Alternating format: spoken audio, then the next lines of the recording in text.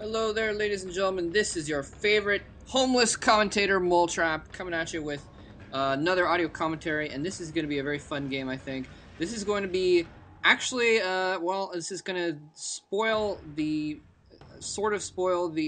whole set between Samsung Con and MBCGam Hero.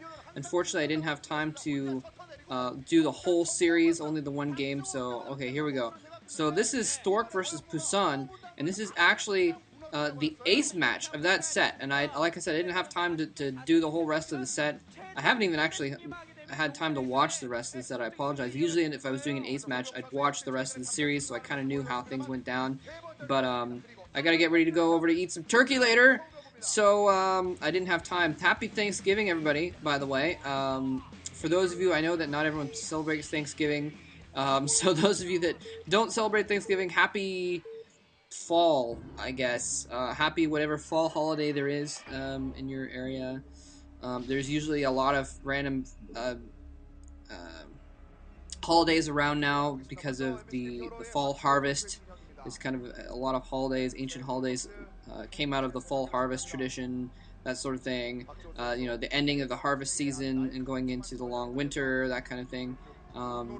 There's also, well, I mean, obviously there's a lot of solstice holidays, but that's not till December.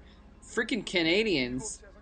What's with that, hey? Freaking Canadians had their, I'm sorry, no offense to Canadians, but the Canadians had their Thanksgiving a month and a half ago.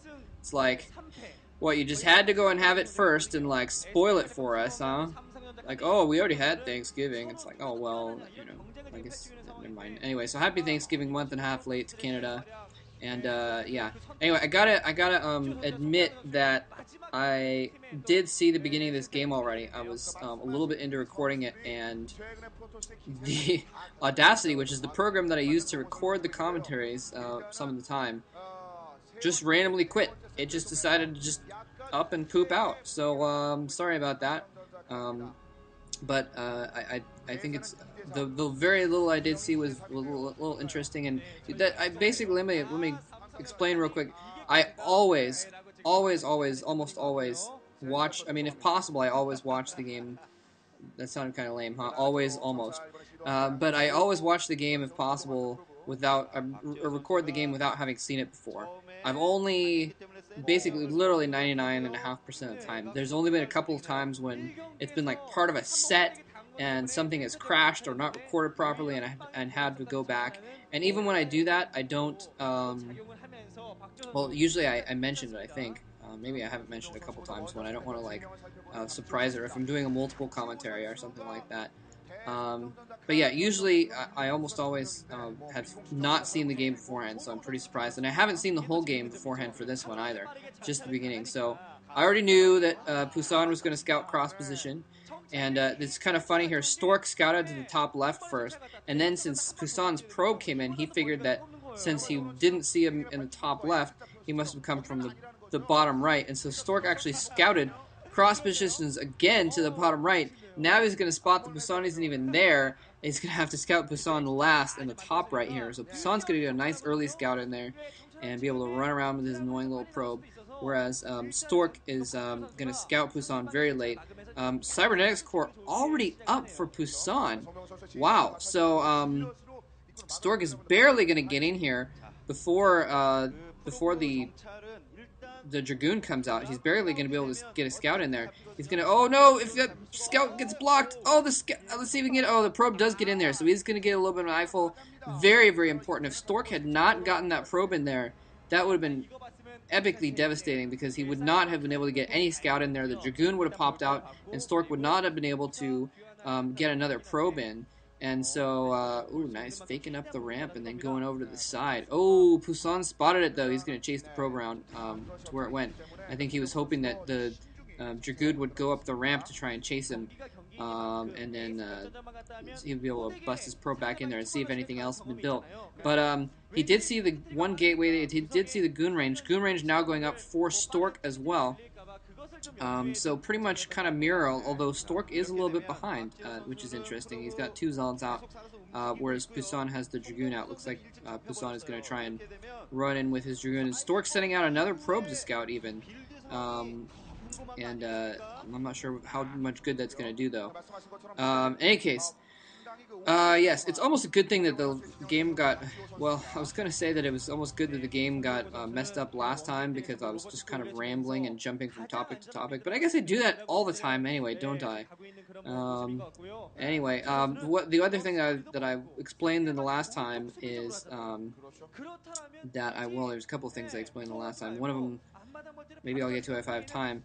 But I was gonna mention how last time, yeah, I've been taking some well, not taking Korean lessons, but I've been listening to these Korean language tapes at work, and yeah, I have a really boring job right now. At least I have a job finally, but it's only a temporary job. It ends in December, so I still have to look for another job already, even though I'm working.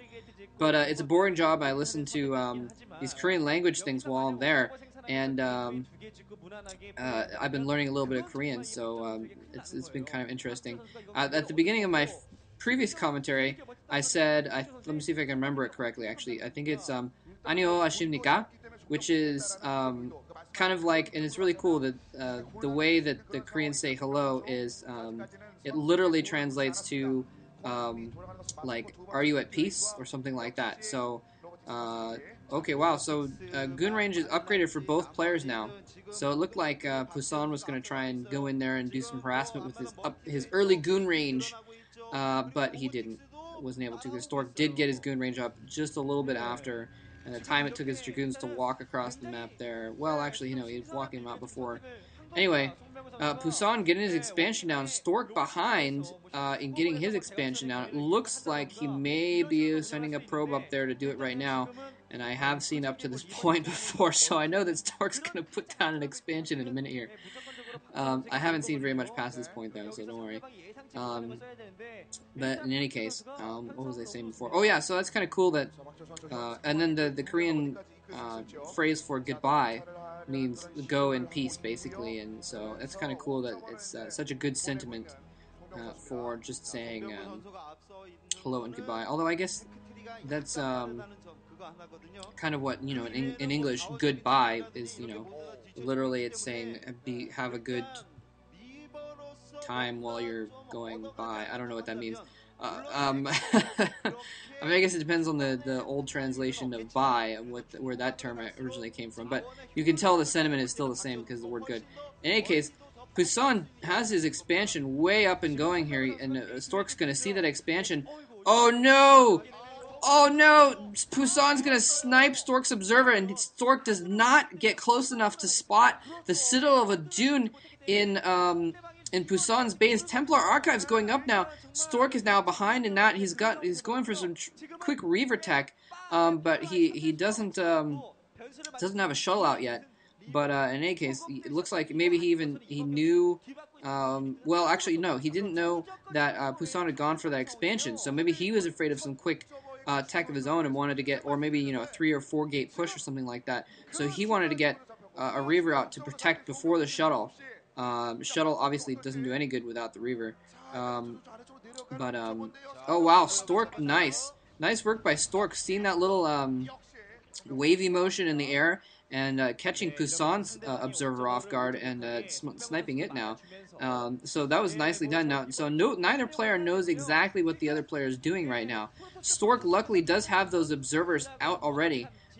So it's not like Templar, a Dark Templar rush is going to be a huge deal. Obviously, he could still, since he does have the robotics facility, he could do a drop theoretically and drop Dark Templar in and still do some decent damage. Even if the other player knows it's coming, and even if they have observers out, you can still catch them off guard and do a decent amount of damage. But Stork, oh, did I just see that speed? I think. Oh, I only saw it for a moment. Stork going in here with a shuttle in the background. He's got an observer going in, so he knows those dragoons are there, but he's going to do a speed shuttle in from the right side. The scare. Oh my gosh! The scarab goes off. It's blocked. Is it going to be a dud? No! It blows up about a dozen probes. Wow, that was a huge scarab for Stork. Stork has been behind this whole game, behind on his expansion and everything, so he was at a definite economic disadvantage. But now with that, killing like a dozen probes. That was beautiful, and Pusan moving some extra troops to the left side of his main base to make sure that Stork can't run in from the left side also and get another hit on his main. But Stork now, as you can see, Stork has an observer in Pusan's base now, I think,